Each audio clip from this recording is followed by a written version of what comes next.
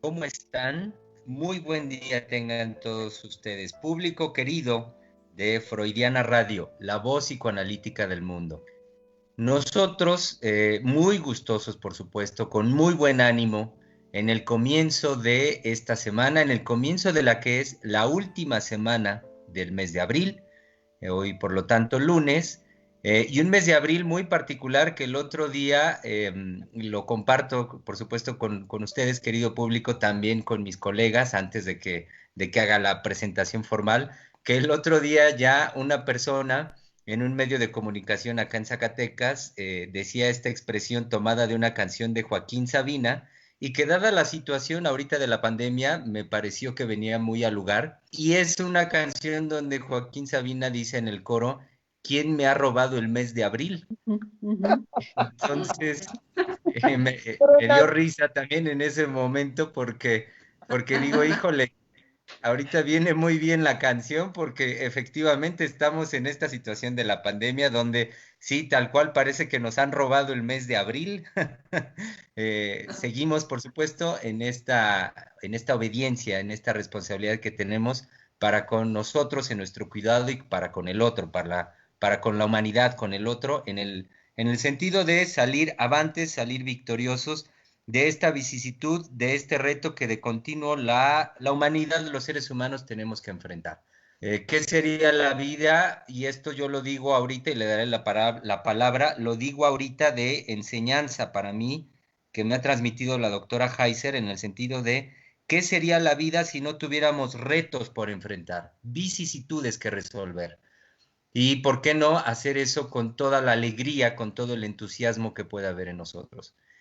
Esto también lo digo como una pequeña introducción a un tema que trataremos el día de hoy, que por supuesto es sumamente sensible, es muy delicado y que tiene que ver con estos retos, con estos grandes retos y grandes vicisitudes que los seres humanos de continuo tenemos que enfrentar.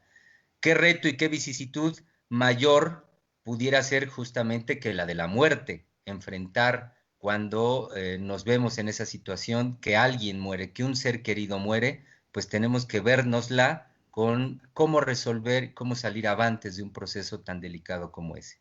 Y pues bien, el tema de hoy tiene que ver con ello. En particular, y como lo recuerdan, querido público, tiene que ver con que hemos estado trabajando este mes, que ya estamos por concluir, al respecto del niño, cuestiones que tienen que ver con la formación y con la transmisión para con nuestros hijos y el cuidado de nuestros hijos. Entonces hoy lo que habremos de tratar es la muerte y en particular cómo tratar, cómo explicar a los niños, a nuestros niños, la muerte, cuando ocurre la muerte de un ser querido. Entonces, dicho esto como inicio, doy la bienvenida, por supuesto, a la doctora Silvia Heiser, presidenta y fundadora del Centro de Investigación y Estudios Lacanianos, así como a mis colegas Tere Negrete y Marlene Carrasco. ¿Qué tal? Buen día. ¿Qué tal? ¿Qué tal? Buen día. Buenos días. Doctora, bienvenida. Pues es un tema difícil e incómodo, definitivamente e incómodo. Pero si bien fue un pedido de cómo explicarle a los niños la muerte, fue un pedido en uno de los comentarios, se nos solicitó y consideramos que es un tema incómodo, pero necesario de abordar porque la muerte tiene una ventaja en cuanto a las posibilidades emocionales de los seres humanos. Puede pasar a la experiencia de elaborar un duelo, ¿sí? Entonces, nuestro tema de ahora es no solamente cómo informar, pues no creo que sea informar, cómo compartir más bien con los niños pequeños la ausencia de un ser querido o la presencia de la muerte, digamos, en el mundo, como puede ser la experiencia de los chicos ahora, ¿sí? Aunque sean pequeños, pues oyen de que nos tenemos que refugiar en casa porque hay un virus que nos puede causar la muerte. se diga de esta manera o que nos tenemos que quedar en casa porque hay un virus que nos puede enfermar y que nos puede dañar profundamente. La cuestión es que por más hacinados que estemos, no dejará de colarse en algún momento, ¿sí?, la palabra muerte. Pero tenemos la ventaja precisamente, no solamente de hablar de ella, en la medida de lo incómodo, de lo molesto, de rechazante. Es un tema rechazante, ¿sí? Pero tenemos la posibilidad de toda la dinámica psíquica del duelo. Entonces, el duelo, el niño, causado por la presencia de la muerte en su vida. Entonces, pues sí, estábamos platicando mis colegas y yo antes de que usted llegara, Germán. Sí, doctora. Y platicando con Marlene me decía, ay, qué barbaridad, con cosas que iba yo diciéndoles, contándoles, ¿no? A mis dos colegas, y me dicen, qué barbaridad, a la hora que usted señala esto y señala lo otro, ahí ya se me hizo más difícil, más complicado, más complejo, bueno, más incómodo. Sí. Más incómodo. Y Tere nos estaba comentando algo que me parece muy importante poder hablar de la infinitud y de la finitud de la experiencia de la vida, lo que es finito, lo que es infinito, en la experiencia vivencial, en la experiencia de estar vivos, pero que no necesariamente eso tiene que ver con el duelo y con la muerte. Bueno, pues ya arranquemos, ya estamos en vivo y a todo color. Muy bien, doctora. Pues sí, yo creo que digamos que este hilo de lo infinito y lo finito de la vida, quizás son estas vivencias que nos habilitan para ir encarando estos sentidos de pérdida, ¿no? O de presencia, ¿no? Y que además se enfrentan, como decía Germán, a las distintas adversidades que vamos teniendo en el vivir, porque en esas adversidades del vivir hay momentos en los que en esto de lo finito, lo infinito, por ejemplo, los lazos afectivos, con las personas, con los objetos, con las circunstancias, nos van llevando a tener que hacer renunciamientos, ¿no? Y en esos renunciamientos, pues se juegan sentidos de pérdida, ¿no? Entonces, aun cuando no está de alguna manera la intensidad de la muerte, sí son como acercamientos que en la parte emocional se van jugando en estas vicisitudes, ¿no? Yo decía hace rato que es un tema que es difícil porque estaba justo recordando, haciendo memoria de todas aquellas veces en que yo me entero de los adultos tratando de comunicarle a los chicos la pérdida de un ser querido, un gatito, el perrito, el abuelo, un hermano. Recuerdo qué complicado ha sido para los adultos plantear esta situación. Y pienso, algunos padres dicen, bueno, no le vamos a decir nada, mejor le reponemos el pez, ¿no? Vamos a comprar un pez que sea lo más parecido, que sea igual, y desaparecen el muerto y ponen el pez vivo y como si nada hubiera pasado, ¿no? Bueno, Incluso pero en el caso del perro o del gato, es un poco más difícil, ¿no, Marlene? Sí, el niño, porque pareciera los adultos. Porque el niño tiene una imagen muy clara de su perro, de su gato. Exacto. Y cuando Sí. desapareció mi perro, mi gato.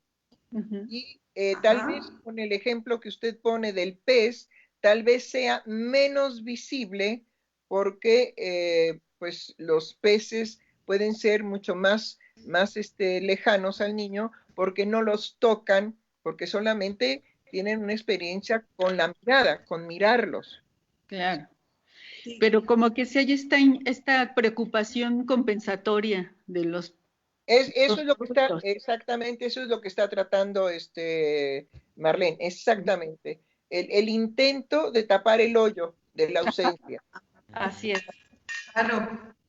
Como si fuera muy sencillo, el niño no se da cuenta, pero el niño sí se da cuenta, sí se percata. Hay una... Digo, pero no solamente a nivel de la percepción, sino lo que tenemos que abordar ahora es lo psíquico. Claro. Es decir, lo que usted plantea, Marlene, nos permite inmediatamente pensar en que los adultos tienen que pensar en sus propios duelos, Sí. cómo los han manejado, de qué manera los han vivido y cómo los han o no superado, ¿sí? Porque hay ocasiones en que el duelo no se supera, queda ahí como siempre un sentimiento de dolor no resuelto, ¿no? Diga, pero sí, la seguimos escuchando. Sí, y también justo esto que acaba de mencionar, recordaba el caso de una persona muy cercana a mí, que ahora es un adulto, pero cuando tenía aproximadamente unos 5 años, la madre se va a otro estado a vivir, me parece que hubo una pelea con el papá y ella se busca un trabajo y deja a los niños y se va a trabajar. Y le dice a los niños que ella se va a trabajar. Pero resulta que en ese viaje, en ese tiempo que estuvo ahí, ella se enferma y muere. Y él pregunta a su papá, bueno, ¿y mi mamá cuándo va a venir? Y la madre ya está muerta y el papá le dice, es que está enferma, no puede venir ahora. Y vuelve a preguntar el niño, mi mamá, y le fueron inventando cosas que no podía por el trabajo, que tenía compromisos, que etcétera, hasta que regresan, no sé si trajeron las cenizas y había, claro, un ambiente en la familia que él, pues años después, se entera que la madre efectivamente había muerto, pero él recuerda que en este lapso, él pensaba, bueno, mi mamá me abandonó, mi mamá no me quiere, o a lo mejor se fue por mi culpa. Empieza a elaborar una serie de teorías para explicarse por qué la madre no quiere volver, cuando lo que sucedió es que la madre murió. Entonces, eso es muy importante. Es decir, creo que hay que subrayar esto que usted trae a cuento. Es un problema del adulto. Sí. Es un problema del adulto. En el niño no es tanto un problema, sino que no podemos evitarle el derecho que tiene a sufrir, el derecho que tiene a tener dolor emocional por la desaparición de su perro, de su gato, de su pez, de su mamá, de su papá, de su primo, de su abuelito, de quien sea, digamos, los que están alrededor de él. Es que es un atropello. No lo hacen los padres con mala intención, pero sí hay que subrayar en este programa el problema principal nuclear de elaborar un duelo por el niño frente a la pérdida por la muerte, la pérdida de un ser querido por la muerte, es que el adulto pueda realmente acoger ese dolor al cual tiene derecho, ese sufrimiento al cual tiene derecho. Bueno, yo no quisiera adelantarme a muchas cosas antes de escuchar a Germán en esto, pero digamos en este programa, la responsabilidad que debe de adquirir el adulto es, yo no tengo derecho a evitarle el sufrimiento ni el dolor a mis hijos, que son algo que les corresponde para fortificar precisamente su vida emocional. Así es. Recuerdo ahorita, por ejemplo, se caen y, ya pasó, mira, pajarito. Bueno, entonces el dolor que yo tengo físico por la caída no tiene lugar. No hay manera de que lo recoja un adulto, ¿sí? Y que me diga, te va a doler, pero además te va a doler un poco más porque te lo tengo que lavar, desinfectar, si es que fue una raspadura o si fue una fractura, te tengo que llevar con el médico, esto te va a doler, ¿sí? Pero no voy a evitarte la experiencia de dolor y dejar que el niño pueda decir, digamos, no, no quiero. Pues sí, yo sé que tú no quieres, pero esto lo tenemos que solucionar de tal manera y yo no puedo evitarte el dolor que en este momento tienes. Pero es que tengo miedo, ¿qué me va a pasar? Te va a pasar lo siguiente y lo siguiente y lo siguiente. Y ahí es donde la palabra del adulto le va explicando en caso de una fractura o de ir a ver al médico para esto, le va explicando lo que le va a pasar. Claro. Y no, inmediatamente es, ay, pero no te preocupes, mira, es que no, las negaciones son absolutamente pisotear el derecho al sufrimiento y al dolor psíquico del niño, al cual tiene derecho porque es un sujeto de pleno derecho, y que nosotros se lo pisoteamos si no dejamos que el niño sufra, que el niño tenga pena, que el niño tenga dolor psíquico y dolor físico.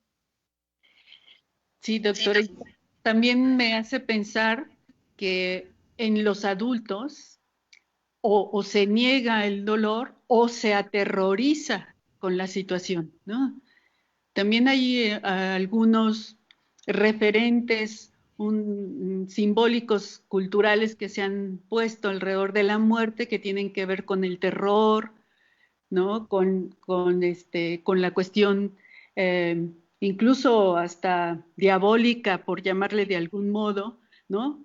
Que también es transmitido y que entonces no pone en su justa dimensión lo que el dolor del que se está jugando con el niño, sino es la transmisión del sentimiento de cómo ha abordado el lugar de la muerte el adulto.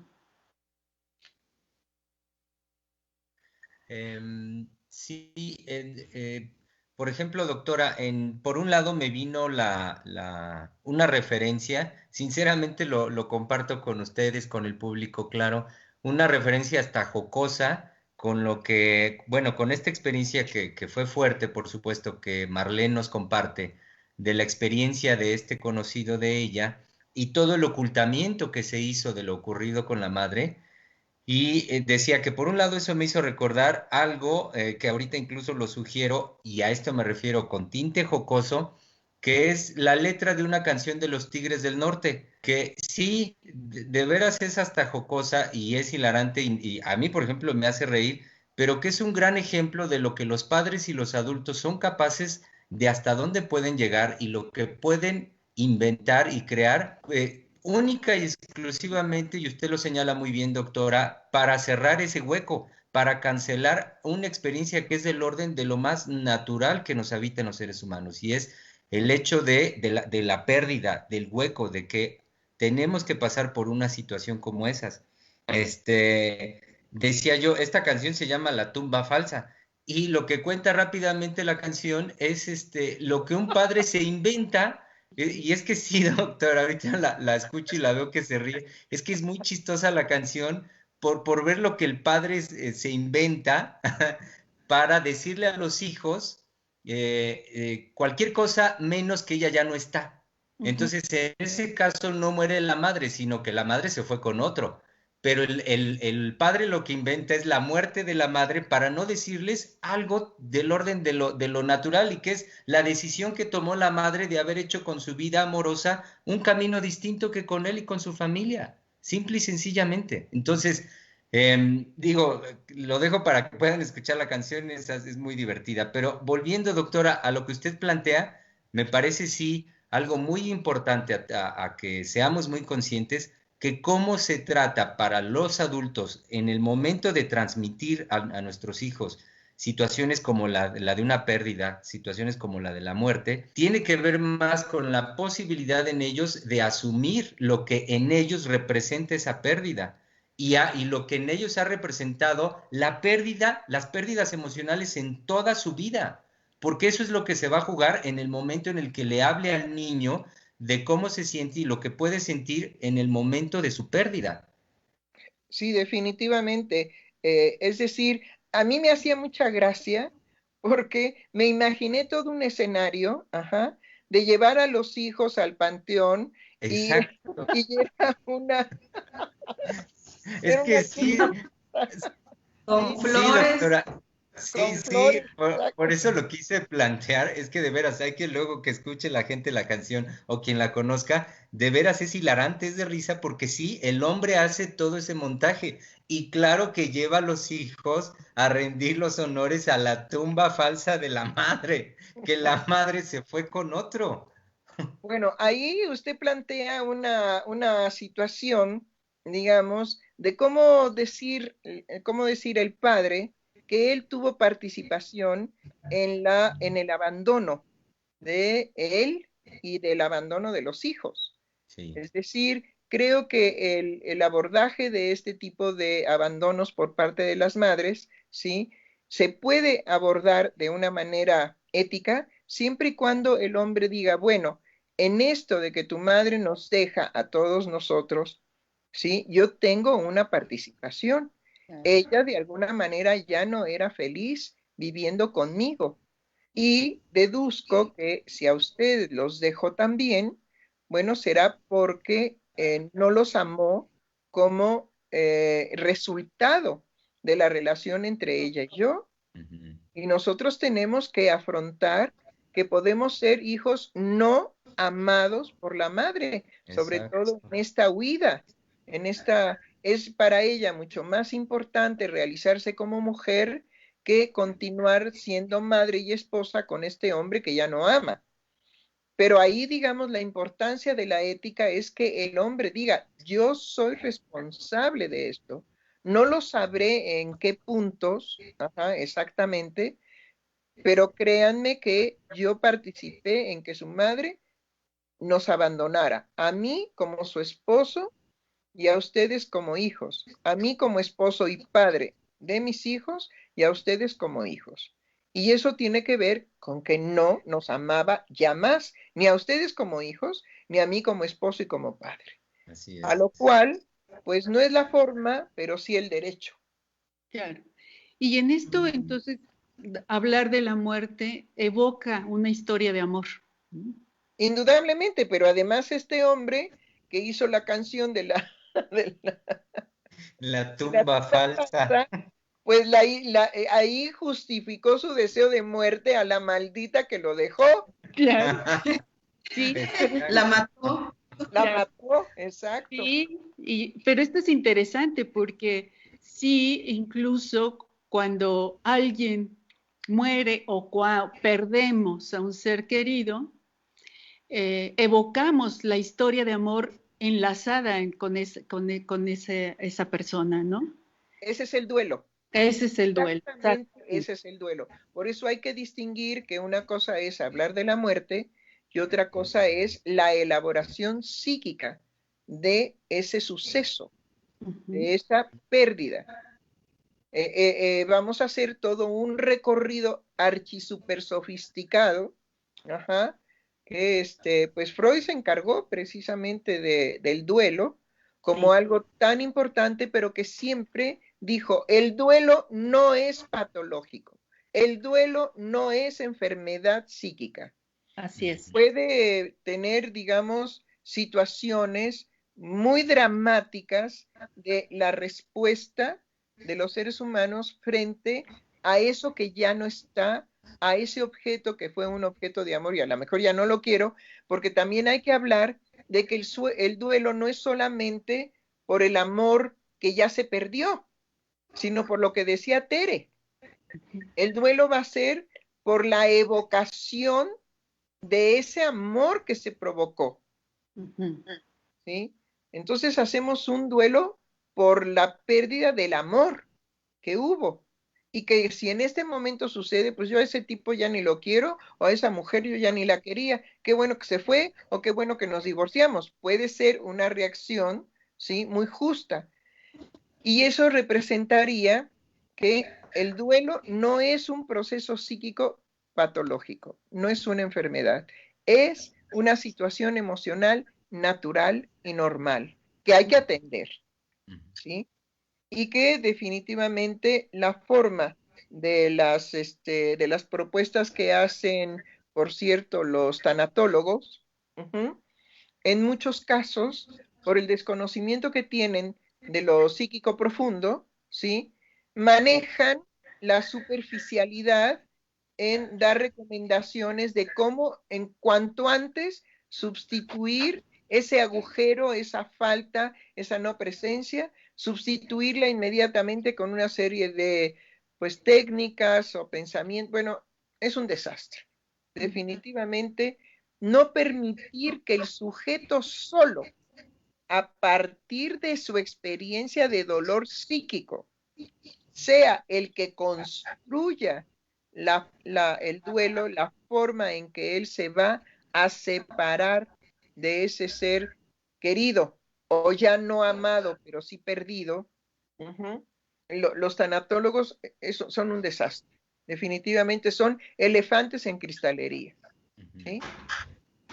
Y eso eso es lo que vamos a tratar hoy. Cómo los niños van a empezar, como decía Marlene, con una serie de fantasías. Mi mamá no me quiere, mi mamá se fue, yo hice algo malo, ¿por qué lloran algunos? ¿Por qué otros no lloran? ¿Por qué la gente se viste de negro? Porque, es decir, todas esas preguntas, ¿sí? Y que hay que responder a los niños. Algo que, por ejemplo, tendrá que decidirse si a los niños pequeños, estoy pensando 4, 5 años, 3 años, ¿sí? Se les debe de llevar a ver el cadáver del muerto. Esa es una problemática que tenemos que trabajar, no ahora porque es muy larga, digo, es muy largo de tratar eso, pero un duelo sin el cadáver es mucho más difícil que cuando se ve el cadáver. Por eso ven que inclusive los avionazos, ¿sí? Entregan los restos para que se lleve a cabo esa constatación de que ese cadáver es la constatación de que está muerto. De lo contrario, pues van a empezar las fantasías de que no está muerto, de que ya hay gente que lo vio o que la vio y que me avisan y bueno, no se permite entonces salir de esa alteración propia del duelo, ¿sí? Que ahorita vamos a tratar. Muy bien. Será entonces en este momento aprovechar, doctora Tere y Marlene, para que hagamos un corte musical y regresando de él, pues ampliar ya lo que la doctora va poniendo sobre la mesa, en que es trabajar lo que es el proceso del duelo. Sí. Recordando a nuestro público los medios de contacto, los teléfonos en la Ciudad de México 5680-7686. En nuestro centro de Pachuca es el teléfono 771-199-5618, mientras que en nuestro centro de Zacatecas el número es 492-553-74. También recuerden que nos pueden seguir tanto en Facebook como YouTube, como el Centro de Investigación y Estudios Lacanianos, y por supuesto, nuestra estación la encuentran en la internet en www.freudianaradio.com. Regresamos.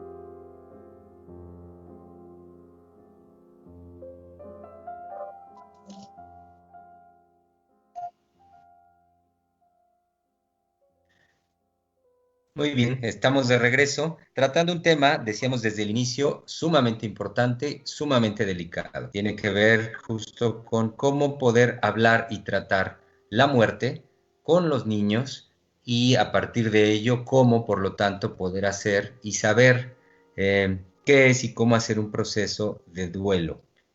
Antes de retomar la conversación, me gustaría compartir con todos los comentarios que ya tenemos de parte de nuestros radioescuchas. Ivette Peval nos dice, hola a todos, gracias por hablar de este importante tema. Zorro de las Praderas del Mar nos dice, ya ando por acá, sensacional. Nancy Guzmán nos dice, saludos desde Guadalajara. Mel Gokin dice, hola, a partir de la primera parte de la conversación recordé el caso contrario, no la muerte, sino el abandono vuelto muerte. Y Mel Goki nos comparte una liga en YouTube para poder escuchar la canción de los Tigres del Norte, la de la tupa falsa. Luego, Mel Goki también nos dice, gracias por acompañarnos con estas pláticas. Nancy Guzmán nos dice, excelente tema. Mel Gokin, otro comentario de Mel Gokin dice, ni modo que reviva a la que se murió, que eso es algo que se dice en la canción justamente. Y Diana Cova, nos dice Diana Cova, buenas tardes doctores, escuchándolos hablar acerca de lo que Freud dice que el duelo es algo natural y el ser humano pasa por eso. Hace una pregunta, Diana Cova, ¿cuál sería la diferencia entre el duelo y la melancolía? Bueno, eso es muy sencillo, muy sencillo. Freud puntualiza muy bien que la diferencia con el duelo y la melancolía, centralmente, el duelo es en relación a un objeto de amor. Y en la melancolía, el dolor psíquico es en función del yo, es en lo interno del yo. Por un lado. Por otro lado, señala también Freud que en el duelo no se pierde la conciencia de sí, el reconocimiento de sí. Se hace el proceso y se vuelve a establecer la relación con un otro que puede convertirse nuevamente en un objeto de amor. Es decir, la dinámica de la relación con los otros, para no utilizar el término de la carga libidinal, sino para decir la relación con los otros en el duelo se establece. En la melancolía no, porque se lleva a cabo los mismos sentimientos, pero con una pérdida de sí, y sobre todo eso acontece en el yo, no acontece únicamente en la pérdida del otro. Y esas son las diferencias. Sí, son las diferencias que plantea Freud muy claramente. Si las quieren, digamos, leer, estudiar, está la obra completa de Freud, y el trabajo es Duelo y Melancolía, precisamente porque como tienen procesos similares, no idénticos, pero similares, ¿sí? Entonces, a nivel, digamos, de la manifestación conductual, lo que se expresa en la melancolía y en el duelo, pudiera confundirse con la melancolía. Entonces, Freud se dedica en duelo y melancolía a establecer las diferencias radicales. Claro. Y que en dado caso, cuando hay un duelo, en el proceso del duelo, ese displacer doliente, ¿no? Es donde pueden encontrar como su similitud, ¿no? Sí, es inevitable, solamente que ese dolor, digamos, en el duelo pasa y se restablecen las relaciones con los demás, para no decir relaciones de objeto, ¿sí? Sino las relaciones con los demás. En la melancolía no. En la melancolía es toda una dinámica con el yo del sujeto. Se duele de lo que él ha producido y que por eso se la pasa, digamos, dilucidando precisamente ese dolor psíquico. No se desplaza hacia expresiones de reconquista de relación con los otros. Bueno, hay gente muy simpática que después de un duelo amoroso dice, yo no vuelvo a amar. Sí, Exacto. sí, pero que no está en una situación melancólica. Claro. Ujú. En todo caso, el solo hecho de que pueda hablar y decir eso ya es una relación con los otros. Sí. Claro. El estado de melancolía es terrible, terrible, porque se fractura completamente la relación con los otros. Miren, aprovechando, de una vez comparto otros comentarios. Ivette Peval nos dice lo siguiente: pienso que el duelo de la muerte representa de un ser querido, pienso que el duelo de la muerte repentina, perdón, de un ser querido es diferente a la muerte de un familiar que estuvo enfermo y ya se esperaba su deceso. En este último caso, se puede preparar más al niño. Zorro de las praderas del mar nos dice, como siempre escuchando los temas, la pérdida es una constante en la vida, no solo de la muerte de los seres queridos, de las mascotas, de los juguetes rotos, etc. Y Zulro nos dice, además de que manda saludos, nos dice, me surge la duda, ¿cómo abordar con los niños el tema del suicidio? El tema del suicidio, que es la decisión, la toma de decisión de la muerte ejecutada sobre uno mismo, yo creo que requeriría definitivamente un programa aparte, porque tenemos que ser muy cuidadosos y muy delicados en cuanto a que cada cosa en el psicoanálisis se desmenuza verdaderamente como cuando se desmenuza el bacalao. ¿Sí? Con la misma intensidad, y no cuando se sirve en lonchas, ¿no? Ujú. Que también es muy sabroso, pero no es lo mismo. Claro. Entonces, tomaremos, digamos, en consideración esto de cómo hablarle a los niños del suicidio.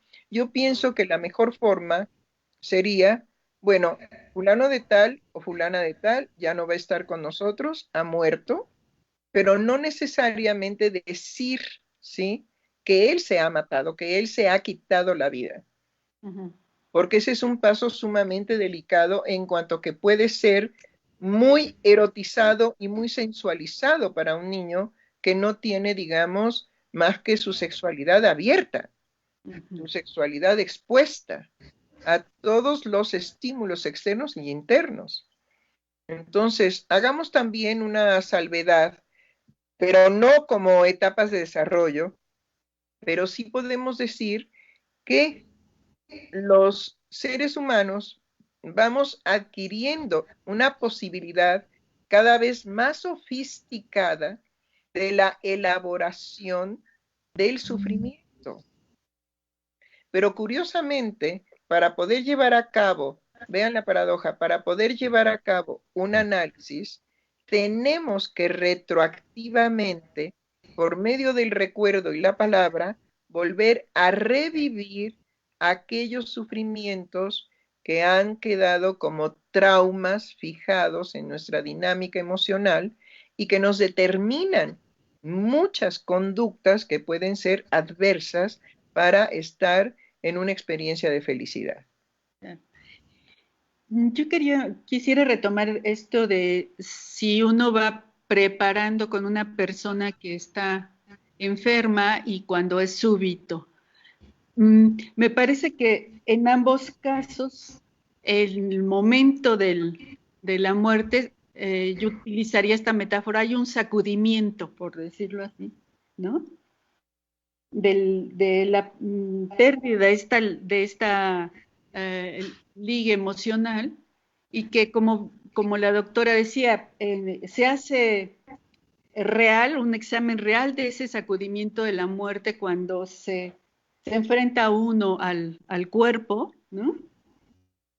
Y también, pues, ese sacudimiento queda ahí, ese sacudimiento lo manejo así porque como que queda esa sensación con registro, que es lo que hay que ir elaborando, ¿no?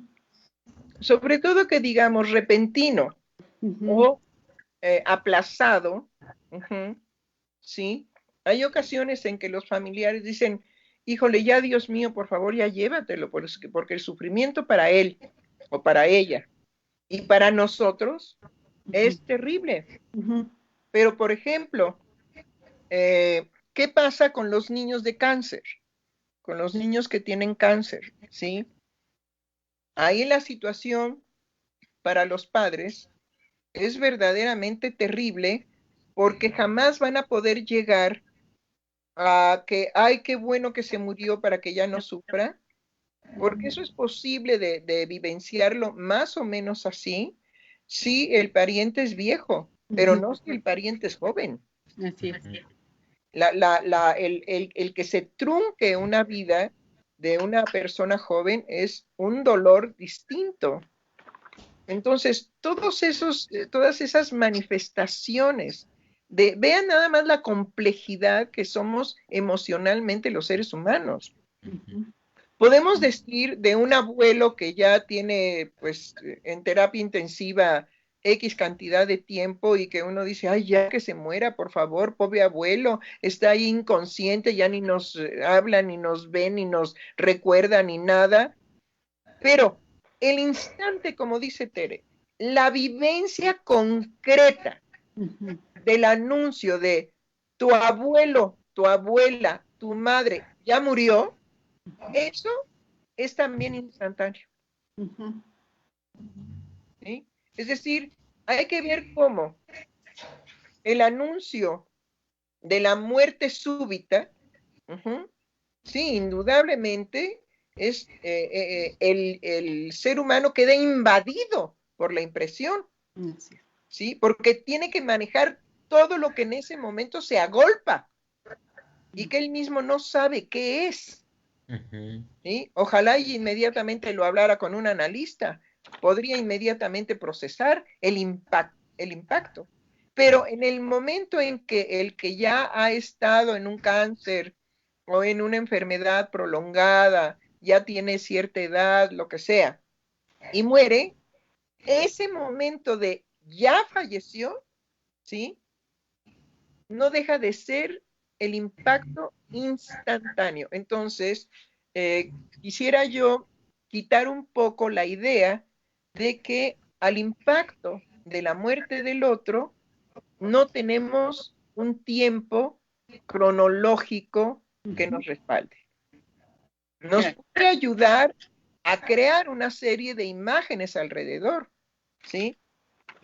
Porque lo que nos dice nuestro escucha es, bueno, ¿qué pasa con las muertes repentinas, no? Exacto. La madre que se cae y le da un infarto y ahí está infartada, ¿no? Y muerta. Y 5 minutos antes estuve hablando con ella, antes de que bajara la escalera. Ajá. Pero sí, es el cúmulo de cosas que van a venir. Pero lo que quiero decir es que ante el reconocimiento, conocimiento y reconocimiento consciente de la muerte de alguien, no tiene tiempo cronológico. Así es. Sí, y que en ese cúmulo de esto que se agolpa, está presente también el sentimiento de culpa, de cómo haya sido la relación de esa persona que murió con el niño y con el adulto. Porque pudo existir, por supuesto, en algún momento de discusión, de pelea, el deseo de la muerte de ese otro. Y de pronto esto se vuelve realidad. Bueno, ahí hay algo que se suma a este proceso. O también pensaba en cuando la persona que muere no tiene esta relación tan cercana, sin embargo para los otros sí lo es, y puede venir también este sentimiento de culpa porque no haya la tristeza o el dolor, ¿no? Como que se le requiere suficiente por esta persona que murió, ¿no? Es decir, bueno, pues no me duele tanto, no me siento tan mal, pero me siento mal porque los otros se sienten muy mal. Entonces, creo esto es algo también que se va haciendo dentro del proceso del duelo, algo complejo, ¿no? El sentimiento de culpa. Hay que subrayar Sí, lo que usted dice, lo que usted dice, Marlene. Hay que subrayarlo en el sentido de lo delicado que puede ser para un niño, de que vamos a suponer que el padre o la madre lo ha reprendido, lo ha regañado por algo, esto que usted decía, y entonces los niños se enojan con los papás, y como son muy, muy limpios, muy francos en sus afectos, ojalá se muera. Ujú. Si esto acontece, Híjole. indudablemente que para el niño hay que llevarlo así, tomarlo de la mano, en serio se los digo, tomarlo de la mano y hacer un espacio analítico, psicoanalítico, señores, nada de que la psicóloga de la escuela, ajá, ni la tanatóloga que venga, no, no, no, no, no. Toman a su nene de la mano y lo llevan directamente con un psicoanalista, no un paidopsiquiatra, no un nada de eso. ¿Qué estoy señalando? Para ese tipo de impactos del cumplimiento de un deseo en esa realidad de la muerte del padre, ¿sí? El niño va a ser invadido de una omnipotencia que lo enloquecerá casi inmediatamente. Por eso les digo, tomen a su niño y llévenlo con un analista, porque es el único sujeto que va a poder, ¿sí?, permitir que ese impacto de esa omnipotencia que enloquecerá al chico, al niño, tenga 5 años, tenga 6 años, 7, 8, 9, 12, 15, ajá, es enloquecedor el cumplimiento de deseo de esa manera, entonces lo toman y lo llevan inmediatamente con un psicoanalista. Entonces creo que para hablar de esto más precisamente, así como tenemos teléfonos para acudir, digamos, llamar a la Cruz Roja o la Cruz Verde o llamar a un médico de emergencia o lo que sea, así debieran de tener en sus casas para este tipo de impresiones, ¿sí? Teléfonos de psicoanalistas y el psicoanalista que trata niños no es un especialista, porque el psicoanálisis es con niños y no de niños. Entonces, es con el niño y con el niño que muy probablemente no pueda hablar.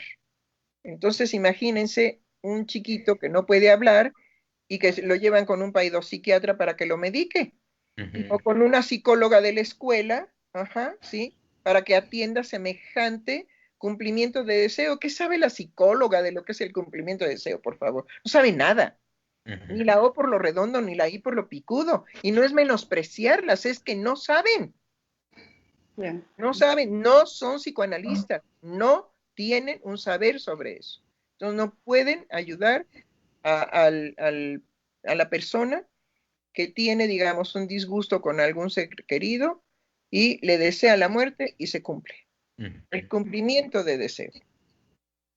Sí, yo quería comentar a partir de lo que dice Marlene también, lo que refiere Freud en Duelo y Melancolía, que la afectación del duelo se sufre la pérdida de la persona querida, pero al mismo tiempo hay una pérdida de uno mismo, o sea, algo que se pierde en uno, ¿no?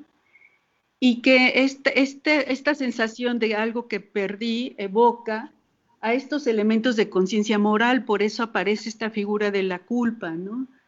Hay una censura que se pone en juego de uno mismo y ya esto que estábamos comentando lo alude como esta revuelta que opera en uno. O sea, hay una diversidad de elementos que entran en juego, como una revuelta, y que esa revuelta no es transparente, se tiene que ir dilucidando.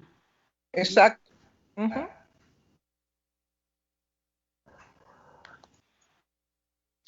Permítanme compartir algunos otros comentarios, porque bueno, está muy movida, está intensa la participación lo cual lo digo con mucho gusto y con fortuna por parte de nuestro público. Me parece que es también resultado pues de que estamos abriendo la posibilidad de hablar un tema tan importante como este.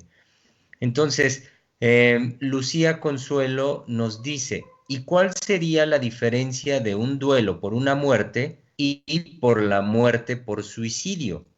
Ella misma, Lucía Consuelo, nos dice, a veces lo no dicho de ese suicidio se hace una pregunta, ¿no está más presente en los sujetos, especialmente en los niños o adolescentes? En mi familia se suicidó mi abuela antes de que yo naciera y fue algo que estuvo flotando siempre y sin que lo hablaran, se sintió siempre. Creo que fue porque los adultos no lo elaboraron nunca. Ella misma, Lucía Consuelo, manda saludos a todos, dice cuídense mucho, interesantísimo el tema. Sandra Espinosa, bueno, y terminó diciendo Lucía Consuelo, dijo, sí, también hay mucho enojo. Sandra Espinosa nos dice, la muerte de un ser querido, el dolor que deja es irreversible. Estamos preparados para sepultar a nuestros padres, pero cuando se trata de un hijo es muy difícil. Pero cuando se trata de suicidio, mi pregunta es, ¿cómo afecta a la familia? Y por último, Vanessa Chavarría nos manda primero una pregunta. ¿No sería bueno el acompañamiento de otros especialistas según sea el caso? Me parece muy osado afirmar que solo el analista debe ser consultado. Sí, a mí me parece que para contestar rápido, la osadía le pertenece al psicoanalista porque es el que puede dimensionar, ¿sí? Cosas que ningún otro acompañante puede dimensionar. Es propio y exclusivo del psicoanálisis. Así como usted no va a ir con un zapatero a que le saque la muela, ¿sí? Sino va con un especialista, y aún en todo el asunto de los tratamientos de la boca hay especialidades. Ajá. Definitivamente esto, el psicoanálisis no es una especialidad, pero el psicoanálisis es el único que puede tratar realmente ese tipo de situaciones tan delicadas y tan complejas de la dinámica emocional. Ningún otro. Y sí, es osado, y la osadía es para dejar perfectamente claro en la comunidad que nos escucha que no confundamos a que lo psíquico puede ser tratado en toda su extensión y su magnificencia por cualquiera y de cualquier manera. No, señores. Así como van también con el gastroenterólogo y con el neurólogo, pues exactamente cuando se trata de un cumplimiento de deseo de esta índole, el que está, digamos, capacitado para tratar esto es el psicoanalista, ningún otro. Y lo reafirmo, ningún otro. ¿Qué va a hacer, digamos, una psicóloga con el deseo inconsciente? ¿Qué va a hacer un psiquiatra, sí, con el deseo inconsciente y el cumplimiento de deseo? Por Dios, lean a Freud, ¿sí? Freud empezó precisamente con que el sueño era un cumplimiento de deseo, y el deseo le pertenece al campo psicoanalítico. Y será siempre osado decirlo. Claro que sí. Más claro, doctora, más claro ni el agua. Me parece, por lo tanto, momento para... Permítame, es que Sí. saben que, queridos colegas y querido público, ¿sí? La intención de esto es que no nos aplasten nuevamente porque seamos osados. Que no se nos aplaste a los psicoanalistas en nuestro decir porque seamos herejes, porque seamos atrevidos, porque digamos que algo terrible del duelo, ¿sí? Y no lo hemos tocado y no se va a tocar ahora, es otra parte todavía más escabrosa que lo que estamos diciendo ahora. Porque también en el psicoanálisis debe de haber prudencia de qué es aquello, hasta dónde podemos llegar, de decir, de abrir en los medios masivos de comunicación y hasta dónde no. No, porque causaríamos daño en lugar de claridad, en lugar de clarificar que el psicoanálisis está al servicio de la humanidad desde 1900, desde entonces, ¿sí? Y ha pasado por un sinnúmero de vicisitudes, pero es ahora cuando nos toca definitivamente a los psicoanalistas ser osados, ser, digamos, enérgicos en introducir al psicoanálisis al lugar social que le corresponde, al lugar que le corresponde en la civilización. ¿Y qué sería? Yo creo que no es ni siquiera imaginable más que por los psicoanalistas lo que sería la civilización sin la presencia del psicoanálisis en activo en los medios masivos de comunicación, en activo. Muy bien, me parece, doctora, colegas, el momento preciso de que hagamos un corte musical y volvemos.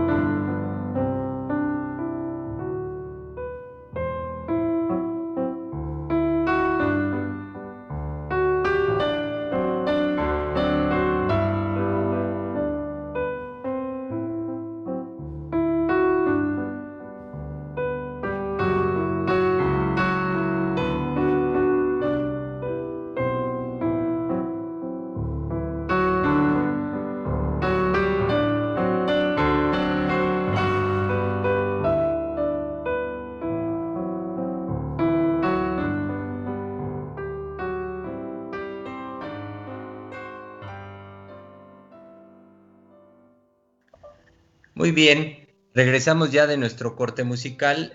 Aprovecho el momento para recordar los medios de contacto para todo público.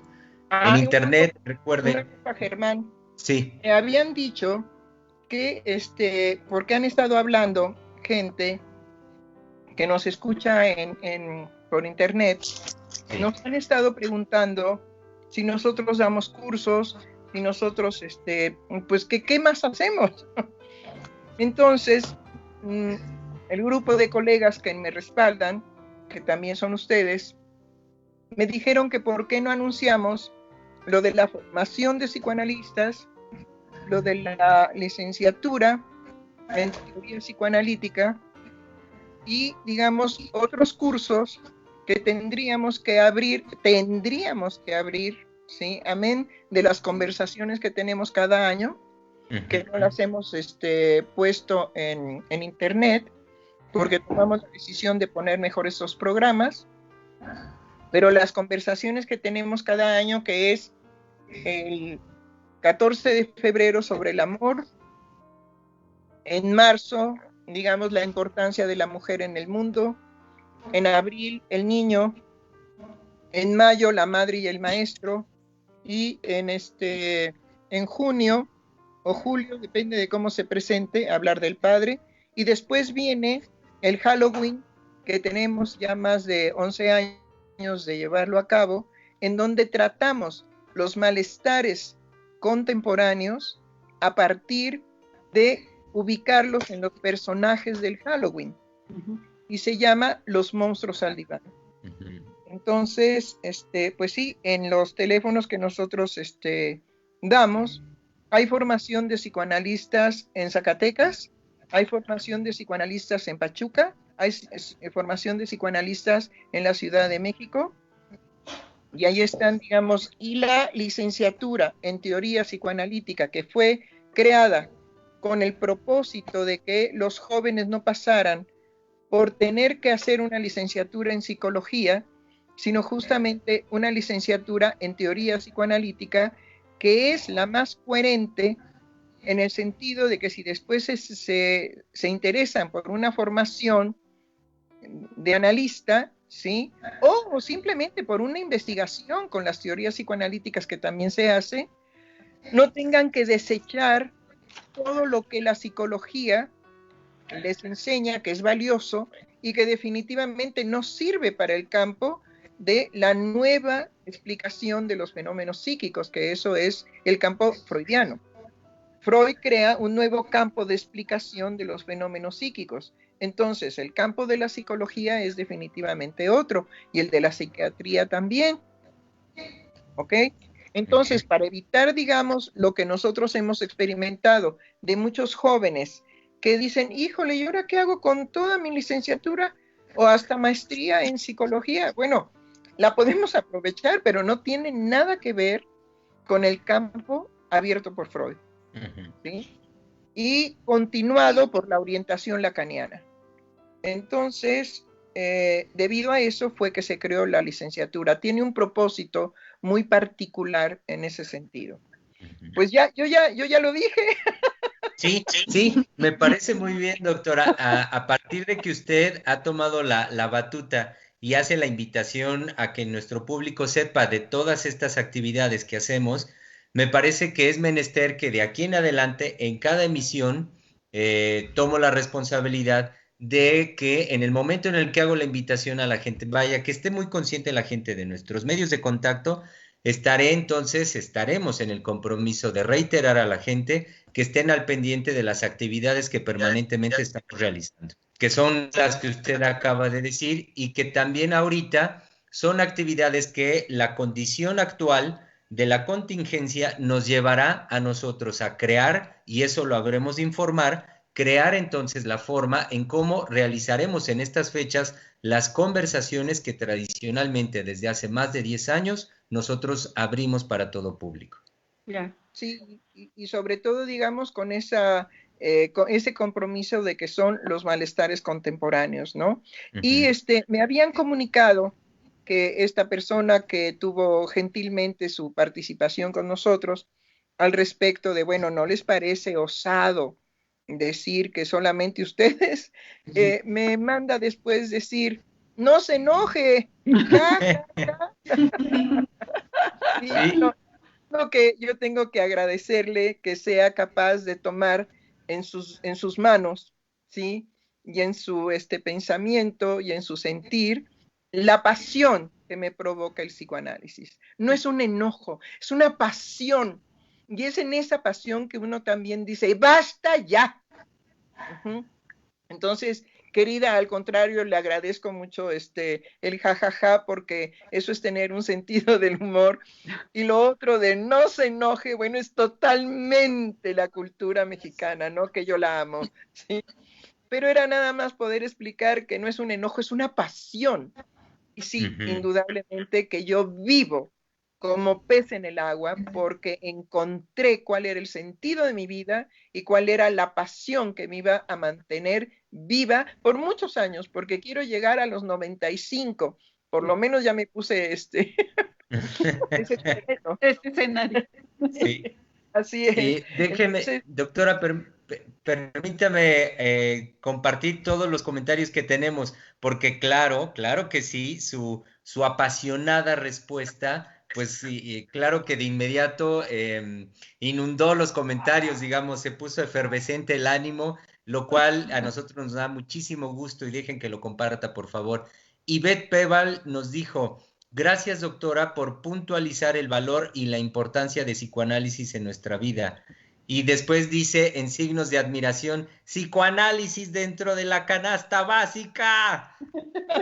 Luego, Castellum nos dice, es bueno que especifiquemos el trabajo de los analistas, ya que trabajamos de forma muy distinta. Él mismo, Castellum, dice, el deseo es propio del psicoanálisis. Gracias por aclararlo también.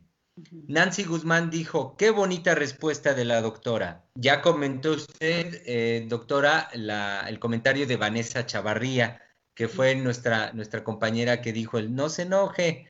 Y luego Ivette Peval también volvió a decir con mucha emoción, excelentes palabras, doctora, hizo que se me erizara la piel. Y luego también Héctor Bazáñez nos dice, entonces, toda persona que desea inconscientemente y cumple su deseo al instante, ¿debe acudir al psicoanálisis? Urgente. Y por último, urgente, urgente. Señores, con lo psíquico no se debe de jugar a la pelota, ¿no? No es pelota de ping-pong, no es un juego. Con lo psíquico las consecuencias pueden ser terribles.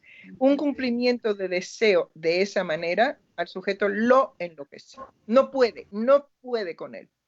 Entonces, pues sí, ténganlo ahí en la canasta básica, un teléfono de un psicoanalista.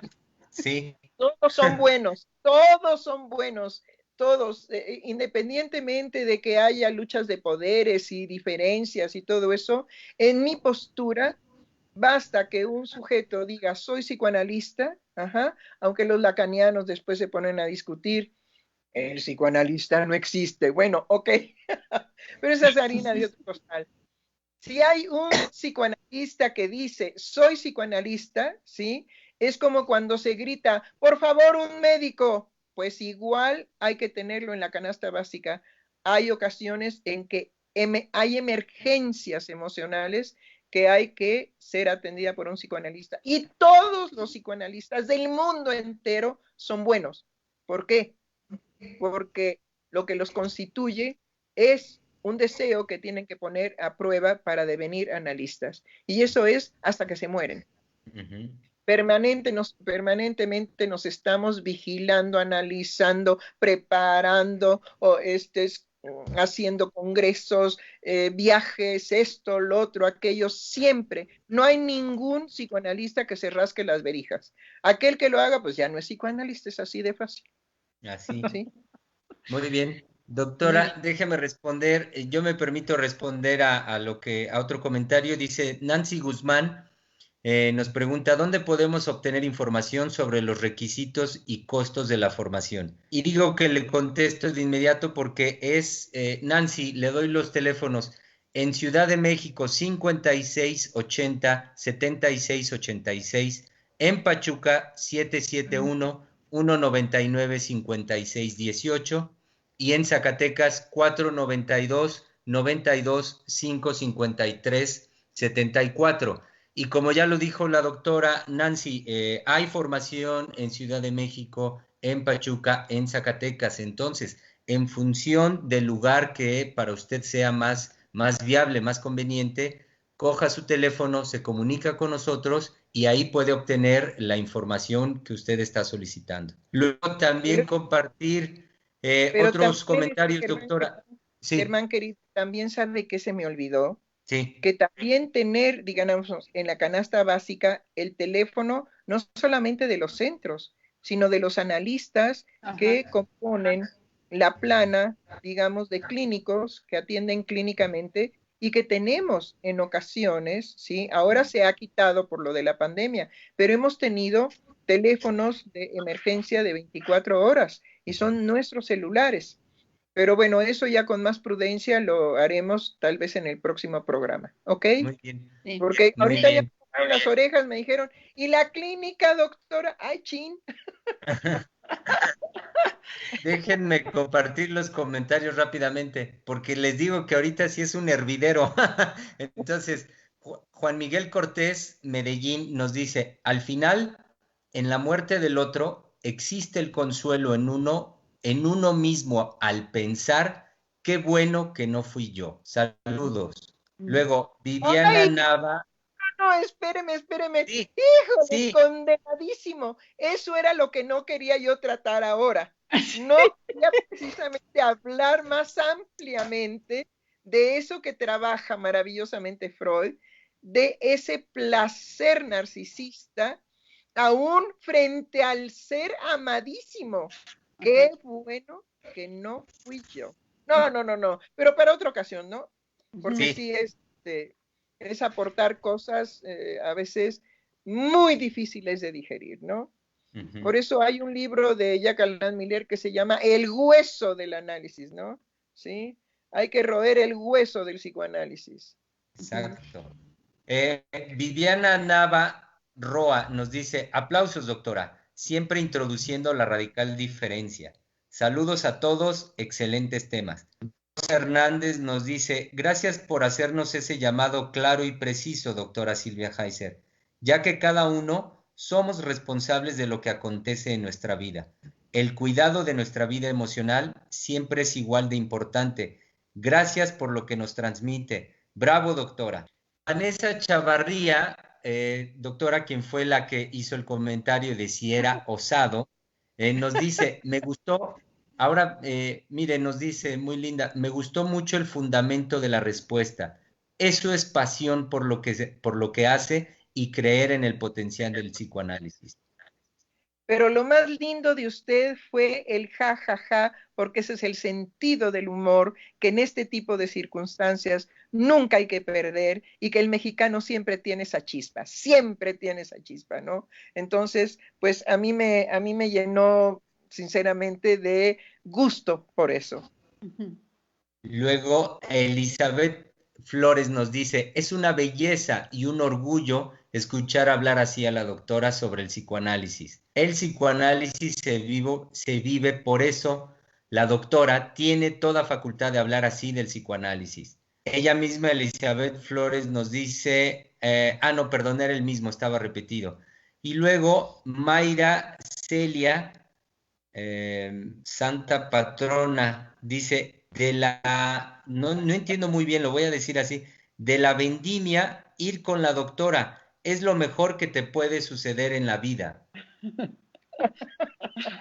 ya son todos los comentarios. Podemos decir eso. Podemos Bueno, dar testimonio.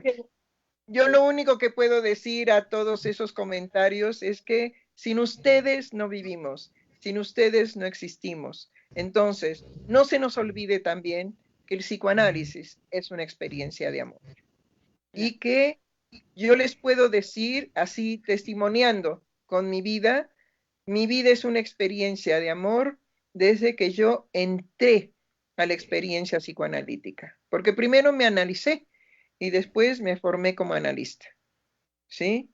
Y de una vez les digo, y soy una mujer vigorosa de 80 años.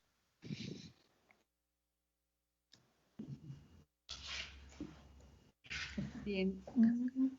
Yo quisiera, bueno, con toda esta emoción que nos embarga de tenerla con nosotros y acompañarnos, hay algunas preguntas acá que me gustaría comentarios que nos hicieron. Una parte tiene que ver con este sentimiento quejoso que es constitutivo del proceso de duelo. ¿No? Y Freud señala justo que hay querellas que uno va sorteando y estas querellas nos invaden de esa sensación de injusticia. Entonces, parte del duelo es ello, ¿no?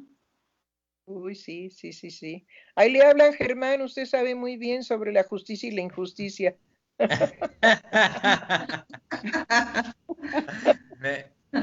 Me río, doctora, me río de inmediato por cómo es su estilo vaya, y lo comparto con todo el público, cómo nos avienta así, nos pone a trabajar de inmediato al vuelo de inmediato sobre el decir del otro. Y claro, eso con la condición que es siempre la ética en nosotros de jugándonos en este proceso. Sí, creo yo que una parte muy importante dentro de un proceso de duelo es que uno sea capaz, y por eso decía usted, doctor, hace rato, de cómo naturalmente el duelo, más allá de lo que proponga la tanatología, que sí es muy corta ante el psicoanálisis, el duelo por ello es un proceso largo. es un proceso que requiere un buen tiempo para que el sujeto pueda dar cuenta de todo lo que está jugado en su relación amorosa y no amorosa con esa pérdida, con esa persona a la que perdió, y en ese sentido poder encontrar en el tiempo, porque no es un tiempo cronológico, en el tiempo de cada sujeto, todo lo que se juega, todo lo que está jugado en esa persona y en todo lo ocurrido. ¿Y a qué voy con esto? Porque es muy fácil, a partir de sentimientos inmediatos que uno puede tener, caer en los juicios más de índole moral que nos llevan a decir, es que fue justo, es que es injusto, es que yo no quería, es que yo hice así, y quedarnos, como lo acabo de decir, nada más en nivel de un juicio moral. Y un proceso de duelo le permite a uno descubrir la participación subjetiva de lo que decidió y cómo lo decidió y lo que hizo en el momento de la pérdida del otro. Así haya sido una pérdida repentina, donde es muy fuerte porque uno se siente sin herramientas para afrontar la situación, o así haya sido un proceso que nos haya dado un cierto tiempo cronológico para elaborarlo. Usted lo dijo muy bien hace rato, la experiencia de lo repentino es imborrable. La pérdida tiene por condición eso, lo repentino. Y entonces merece el tiempo para que uno pueda, y ese es nuestro llamado, a mí me parece, a que elaboremos, a que hagamos un verdadero proceso de duelo para poder uno dar cuenta de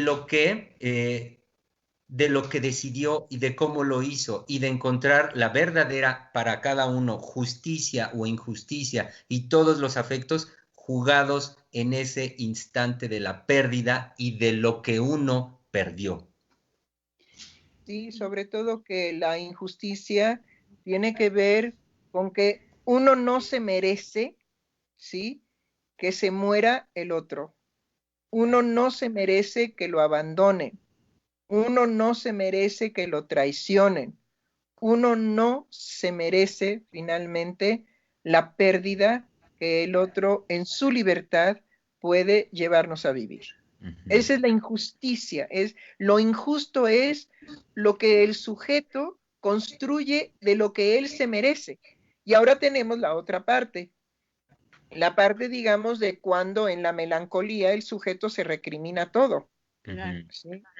Y ahí la recriminación es mortífera. Es, me lo merezco, yo no valgo nada, qué bueno que me dejó, qué bueno que esto sucedió, porque yo soy el único cerdo, puerco o puerca cerda.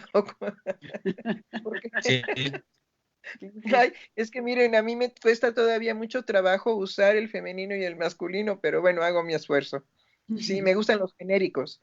Entonces, cuando la otra o el otro dice, pero ¿por qué yo no me merezco? Es que no me lo merezco. Y el otro dice, me lo merezco y qué bueno y bien merecido lo tengo. Y se agota y se aniquila en esa reproche, se reprocha la pérdida y entonces hace de la pérdida una descalificación subjetiva hasta llegar, digamos, a cero.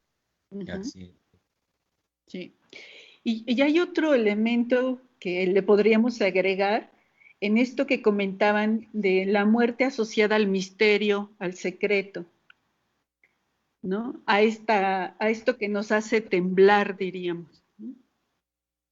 Ay, eso está fascinante. A ver, pues órale, Tere, sobre el muerto las coronas.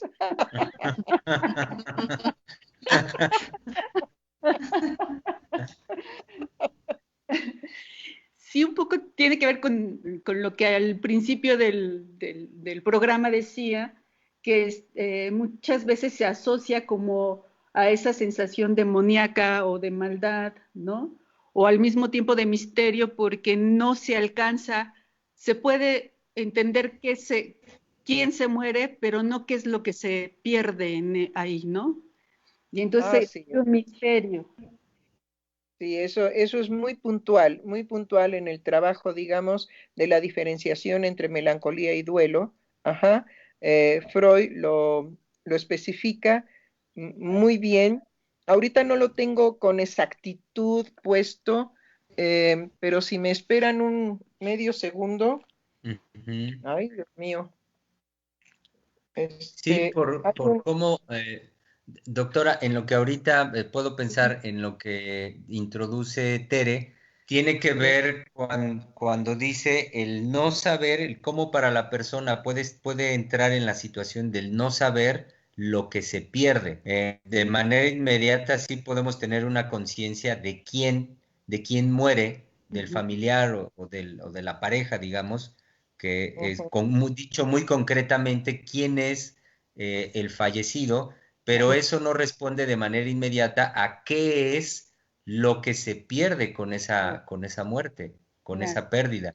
Y que es- en ese sentido, hacia allá, me parece que es a donde apunta Freud en el proceso del duelo, cuando habla de todo este trabajo que tiene que ser llevado a cabo por el sujeto, en el sentido de poder recoger todo lo que transferencialmente fue depositado en esa otra persona, en ese otro. Y que por el momento, y que en lo repentino, en el momento de la muerte, es imposible tener una conciencia clara de todo aquello que fue transferencialmente depositado en el otro. Por lo tanto, requiere un tiempo y requiere un proceso para poder recoger, y Freud lo dice puntualmente, uno por uno, cada uno de todos esos elementos que fueron transferencialmente depositados en la otra persona. Y es lo que le permitiría al sujeto ser cada vez más consciente de, y voy a lo que usted decía, Tere, de qué es lo que se pierde con la muerte del otro, en la muerte del otro. Claro. sí, Precisamente pensando en los padres, en el acompañamiento que hacen de los niños en este proceso de duelo, una parte consistiría en esto, en hablar, en que el niño pueda hablar de esos afectos, de esa relación que el niño tenía con esa persona que ahora ha muerto, ¿no? Que se ha perdido. ¿Qué significaba para el niño esta persona? O hablando también del perrito, ¿qué lugar ocupaba en su vida? Y darle lugar a eso. Y es algo que tiene que tratarse y que hablarse y hablarse y hablarse y hablarse hasta que de pronto pueda llegar a este punto del que están hablando ahora, ¿no? De qué es lo que yo perdí. sí, sí, además creo que puede ser muy fascinante para los padres hacer, digamos, ese ejercicio con sus hijos, el ejercicio de siempre preguntarles, siempre, y bueno, ¿cómo vas? ¿Y ahora en qué has pensado? Porque los niños a veces dicen, ah, sí, vino mi mamá y habló conmigo en esta parte también del duelo, de que una manera de compensar la pérdida es cuando los seres humanos, adultos o pequeñitos, alteramos la realidad. Y entonces introducimos ahí lo que puede ser, digamos, la constatación afectiva de que mi madre vino y habló conmigo. Y no descalificar eso, por favor, no descalificar eso, sino tomarlo como una verdad que vive el niño y como una defensa precisamente y una elaboración del duelo, ¿no? Sí, mi madre vino, mi mamá vino, mi mamita vino y ella estuvo conmigo y después ya se regresó al cielo. Lo que sí no entiendo, hay niños que dicen, bueno, no entiendo por qué mi mamá puede estar en el cielo y también en esta tumba, no la tumba falsa, sino la verdadera. Exacto. Pero los niños son inteligentes, Claro. ¿sí? Y no hay que confundirlos, porque ahí tendríamos que explicar que lo que se enterró fue el cuerpo de la madre. Claro. Pero entonces, según las creencias, y se lo tiene que explicar desde una postura religiosa, según las creencias en la religión, digamos, católica, las almas, los espíritus, ¿sí? Van a encontrarse con Dios y como no tenemos un lugar específico respecto a Dios, pues decimos que es el cielo, pero pues el cielo no es ahí donde está el alma de tu mamá, porque cuando seas más grande y te vayas de astronauta, pues te vas a dar cuenta de que puedes salir de ese cielo, ajá, ¿sí? Y encontrarte en el espacio porque también hay que considerar que los niños crecen y que como el caso de que nos platicó Marlene, de esta persona que creció siempre con pues una serie de confusiones y de explicaciones que él se hizo para poder entender que su madre se había ido con otro o que su madre se había muerto después. Bueno, se fue a trabajar, no con otro. Sí, Eso era lo de la... Sí, Esa era la sí, doctora, canción ya sobre los confundimos tigres. con la canción de los Tigres del Norte. No, se había ido a trabajar, eso es lo último, después estuvo enferma y hasta ahí, y después ya no le dijeron, bueno, y de esa enfermedad murió y por eso no regresó con nosotros, ¿sí? Pero todo eso tiene que intervenir sin juicios previos, sin prejuicio, sino en una experiencia de habla, en una experiencia de que los adultos puedan comunicarse con sus hijos ante situaciones tan delicadas y no teman por el sufrimiento que puede tener sus niños. Los niños acompañados por las palabras de los padres serán siempre niños fuertes y harán de su sufrimiento una experiencia de vida real, verdadera y sobre todo de fortaleza. No nos quiten el derecho a sufrir porque entonces nos convertimos en débiles y débiles mentales, que es lo peor. Claro, ¿Sí? claro. Eh, Doctora, si me permite, estamos llegando ya al término de la emisión del día de hoy. Reiterando, yo quiero reiterar, es que lo que usted acaba de decir me parece puntual, preciso y digno de que lo repitamos. No nos quiten el derecho a sufrir. Eso me parece algo muy valioso que usted acaba de señalar. Decía entonces, llegando hacia el final de la emisión de hoy, compartir un comentario de parte de Mónica Polin, que manda saludos a la doctora, al Ciel, y dice, vital sus programas para reflexionar tantos temas tan delicados. Gracias. Entonces, pues reiterar de parte de nosotros que está la invitación, por supuesto, para todo público el día de mañana en que continuemos con estos espacios de conversación a través de Freudiana Radio, la voz psicoanalítica del mundo. Como ya habíamos comentado, estamos haciendo ya las últimas, por ahora, últimas emisiones, digamos, cerrando junto con el mes de abril, cerrando el trabajo que hemos venido elaborando al respecto del niño, para dar entrada a los siguientes temas, como la doctora ya desde el viernes iba introduciendo, que tienen que ver con la madre, la mujer. También habíamos propuesto la posibilidad de hablar de los abuelos, en fin, todo un mosaico de posibilidades que ahorita nos convoca y nos compromete a seguir sosteniendo de parte de nosotros, los analistas del CIEL, en este compromiso de que tengamos estos oasis de conversación con todo público, con todo nuestro público, y más dada la circunstancia en la que nos encontramos del encierro, del respeto de la contingencia sanitaria en la que estamos. Entonces, permítame, Germán, sí. Me quedé pensando, porque me quedé preocupada, porque hubo, no me acuerdo si 2 o 3 comentarios al respecto del suicidio. Es decir, tiene que ver con la muerte, tiene que ver con el duelo. Pero si ustedes están de acuerdo, y nos daría posibilidad de preparar, porque el día de mañana les toca a palabra de hombre. Ajá. Entonces, no sé si ustedes quisieran abordar, estamos todavía en la última semana al respecto del niño, ¿sí? Y abordar, digamos, esta preocupación que es muy terrible en las familias, cómo elaborar el duelo de una persona querida que se suicida, ¿sí? Ahí es una experiencia muy atroz para la familia, para los padres principalmente, pero también llega a los hermanos. Se genera, digamos, una experiencia de culpabilidad terrible, terrible, que a veces no basta años para poder elaborar el suceso, ¿sí? Entonces, no sé si ustedes quieran anunciar que en palabra de hombre, mañana se abordaría este asunto del suicidio, porque sí me quedé con ese pendiente de decir, bueno, ¿cuándo lo podríamos abordar, no? ¿Lo podemos abordar mañana o lo podemos abordar el miércoles? Como ustedes quieran. o el jueves mismo, ¿sí?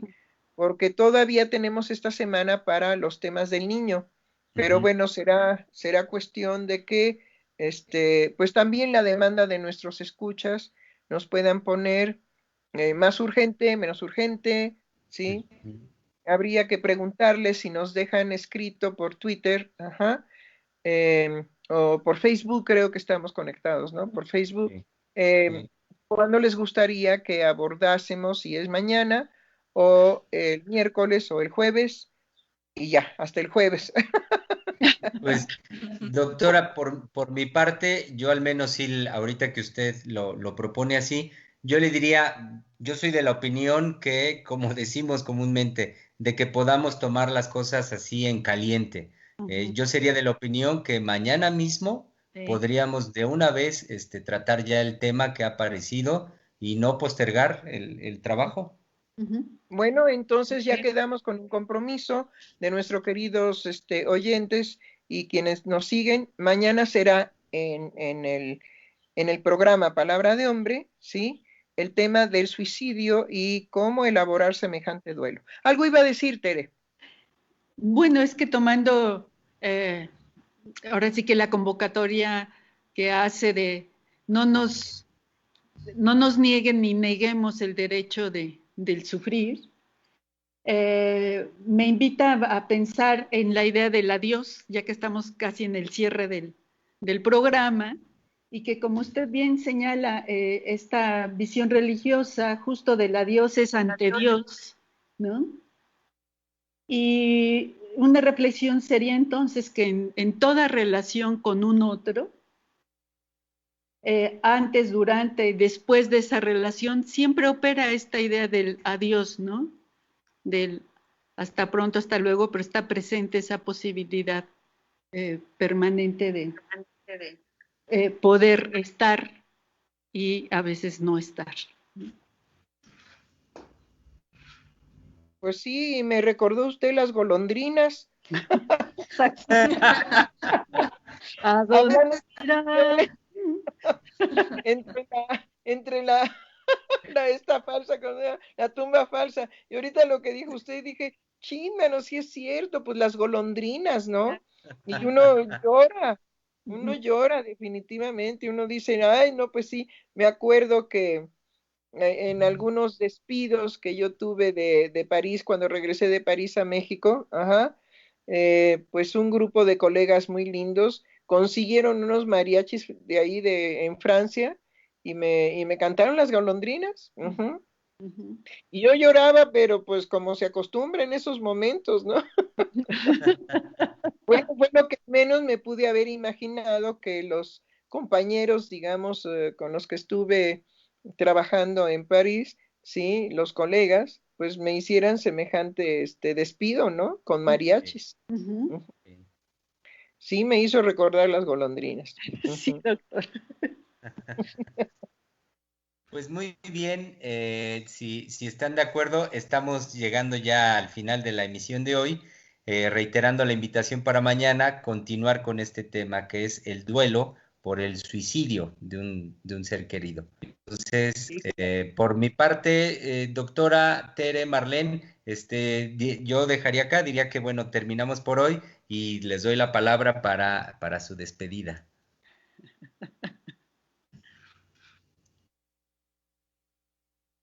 Pues hasta pronto, nos vemos el próximo programa, nosotros el jueves. Un gusto compartir con ustedes. claro que sí, Marlene querida, por supuesto que sí. Sí. Y bueno, es un tema fuerte, interesante y apasionado al mismo tiempo, ¿verdad? El vivir. ¿No? Uy, que sí, cómo no. Entonces nos vemos el jueves. Germán, nos vemos mañana. Ay, Así qué es, horror. doctora. Hasta mañana. Hasta Bueno, mañana, querido público. Saludos. ay, Gracias, saludos a Germán. todos.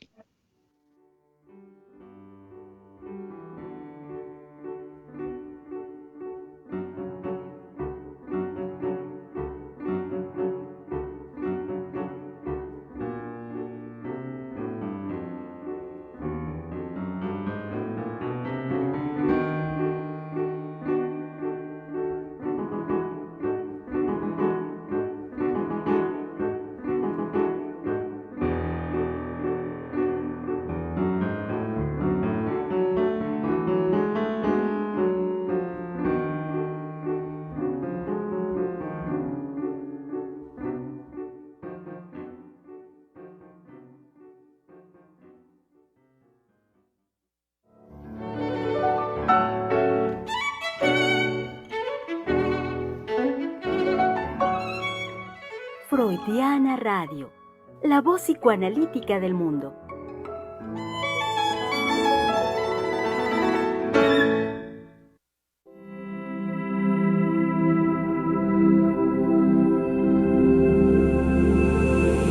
El psicoanálisis es la cura por la palabra.